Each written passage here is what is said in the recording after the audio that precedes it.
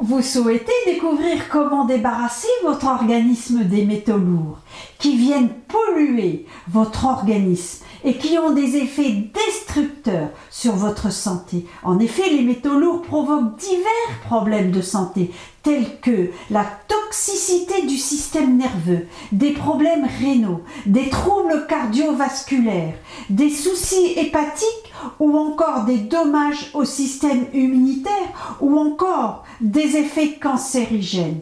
Dans cette vidéo, je vais vous donner des outils et des moyens efficaces pour débarrasser votre organisme de ces métaux néfastes à votre santé.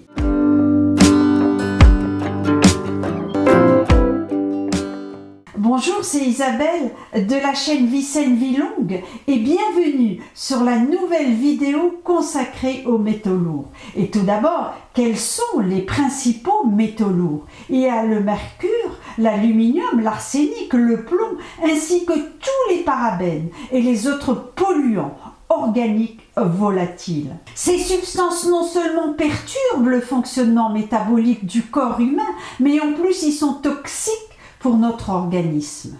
Dans un premier temps, je vais vous expliquer d'où viennent les métaux lourds. Puis dans un deuxième temps, je vais vous exposer des moyens et des outils pour aider votre organisme à s'en débarrasser. Et des moyens et outils pour renforcer votre organisme contre ces malfaisants. En fin de vidéo, je vous révélerai la recette secrète que j'utilise pour capter les métaux lourds et les éjecter à l'extérieur de mon corps.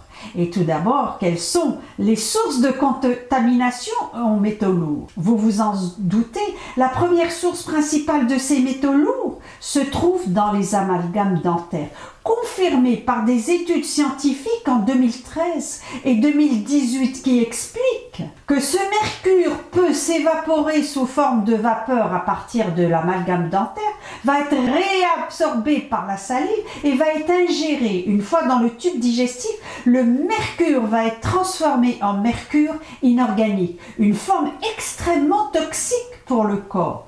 La deuxième forme de mercure est le méthylmercure, que l'on trouve principalement dans les poissons. Certains poissons contiennent du mercure et une consommation excessive de ces poissons peut entraîner une exposition accrue au mercure. Les gros poissons, les poissons prédateurs contiennent des niveaux plus élevés de mercure. C'est la raison pour laquelle je vous recommande de consommer les petits poissons, comme les sardines ou les maquereaux. On trouve également des sources de mercure dans notre environnement. Les industries utilisant le mercure fabriquent de chlore, de javel, de ciment.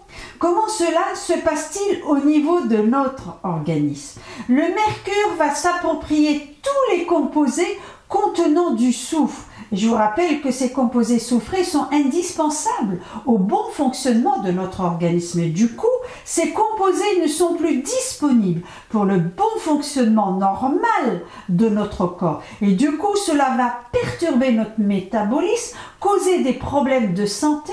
Et le mercure ne se contente pas de voler tous ces produits nécessaires à un bon fonctionnement de notre organisme. Il va également s'approprier un acide aminé appelé la cystéine. Qu'est-ce la cystéine? La cystéine est un acide aminé essentiel pour les processus de détoxification du corps. Et le mercure va s'emparer de toute la cystéine, tant qu'à faire. Ainsi, vous comprenez que cela perturbe les voies métaboliques normales de détoxification du corps. Non content de voler la cystéine, les métaux lourds vont également s'approprier le glutathion.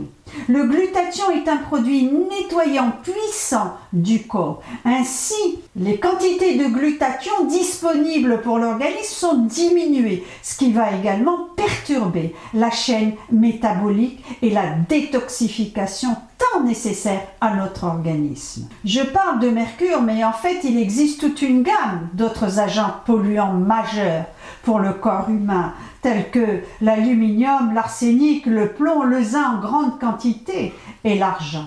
Donc en résumé, les métaux lourds dépouillent notre corps des composés soufrés, de la cystéine, du glutathion, indispensables au bon fonctionnement de notre organisme.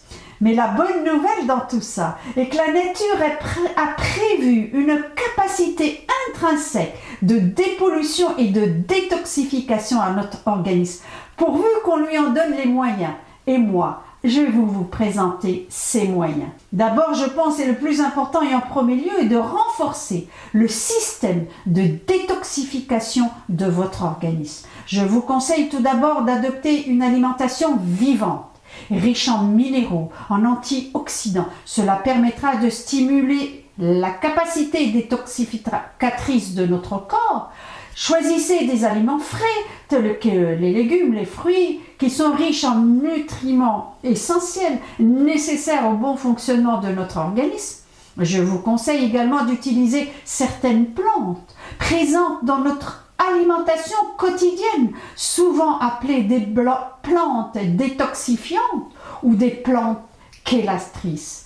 Certaines plantes sont particulièrement bénéfiques pour le fonctionnement rénal, comme le persil. Il est connu pour ses propriétés diurétiques, favorisant ainsi le nettoyage des reins et de la sphère intestinale. De même, les asperges vertes chargées de chlorophylle ont une action favorable sur la sphère rénale. La coriandre est réputée pour sa capacité à détoxifier les métaux lourds, ainsi et autres produits polluants de l'organisme. L'ail, bien sûr, a un effet détoxifiant sur l'ensemble de la sphère digestive, car il est riche en soufre. Le curcuma, à ne pas oublier, est un antioxydant majeur qui, grâce à ses principes actifs, va stimuler tous les organes détoxificateurs du corps. Et je vous conseille de prendre ces plantes sous forme de jus. Et on peut rajouter à cette liste la spiruline. Après avoir renforcé votre système de détoxification, en deuxième lieu, et c'est capital pour votre santé, je vous propose de booster la détoxification. En premier outil, je vous propose le jeûne qui va stimuler la production de glutathion dans le corps. Que ce soit le jeûne intermittent ou périodique, il va contribuer à améliorer la fonction détoxificatrice du corps en permettant à ce système de se nettoyer et de se régénérer. En deuxième outil primordial, l'exposition au soleil qui va favoriser la production de vitamine D qui joue un rôle crucial dans la détoxification. En troisième outil, je vous conseille une alimentation riche en antioxydants, en cystéine, en minéraux. Les légumes soufrés tels que les choux, les brocolis, les choux de Bruxelles, les radis, les oignons et l'ail sont riches en composés soufrés, dont la cystéine nécessaire à la production de glutathion. Je vous recommande également de consommer des fruits et légumes colorés, tels que les baies, les agrumes, les épinards et les carottes, qui sont de bonnes sources d'antioxydants. Enfin, les aliments riches en minéraux comme le zinc et le sélénium, qui sont importants pour la détoxification des métaux lourds, comme les graines de courge, les épinards. Renforcez votre système détoxificateur, renforcez votre détoxification et votre corps vous remerciera pour ces bons soins mis à notre disposition par Dame Nature. Et avant d'en finir, ma recette secrète à vous proposer, composée d'un tiers d'argile, d'un tiers de psyllium et d'un tiers de charbon actif. Cela dit, voici comment ces ingrédients vont jouer un rôle dans l'élimination des métaux lourds de l'organisme. L'argile est connue pour ses propriétés absorbantes, ce qui signifie qu'elle va attirer les métaux lourds à sa surface. Elle va potentiellement se lier aux métaux lourds présents dans le système digestif et les éliminer par voie naturelle. Le psyllium est une fibre soluble qui est souvent utilisé pour favoriser le transit intestinal et la santé digestive. Lorsqu'il est consommé, le psyllium va stimuler le mouvement des selles, ce qui va contribuer à l'élimination des substances indésirables, y compris les métaux lourds. Le charbon actif, il est connu pour ses propriétés absorbantes. Il va se lier à de nombreuses substances toxiques, y compris les métaux lourds, les empêcher d'être absorbés par l'organisme. Et maintenant, je vous propose une recette simple et rapide, mais ô combien nourrissante, pour vous mettre sur le chemin de la santé. 100 g de betterave râpée, 2 cm de curcuma, 30 g d'épinards, une demi-orange. Et dans cette recette, elle nous donne plein de vitamine C, A, K, des vitamines B9, ce qu'on appelle l'acide folique, des minéraux, du fer, du manganèse, du cuivre, du calcium, du potassium, du magnésium, et en macronutriments des glucides et du fibre. Et dans tout ça, il n'y a que 80 grammes de calories. Et maintenant, place à la recette. Pour la recette, 100 g de betterave râpée, 30 g d'épinards, une à des cuillères d'huile d'olive, 2 cm de curcuma, une demi-orange ou une orange et une à 2 cuillères de vinaigre balsamique. Alors on commence par les épinards, soit vous les passez au mixeur, soit vous les découpez en petits morceaux. La betterave, les épinards, que de très jolies couleurs, 2 cm de curcuma, voilà, le jus et la chair, 1 ou 2 cuillères d'huile d'olive, le jus d'une orange ou d'une demi-orange ou d'un citron ou d'un demi-citron. Voilà, elle est bien juteuse cette orange. Il ne nous reste plus que 1 ou 2 cuillères de vinaigre balsamique selon vos goûts. Une jolie coupe de glace. Et voici le moment de goûter cette jolie coupe de glace. Et voilà.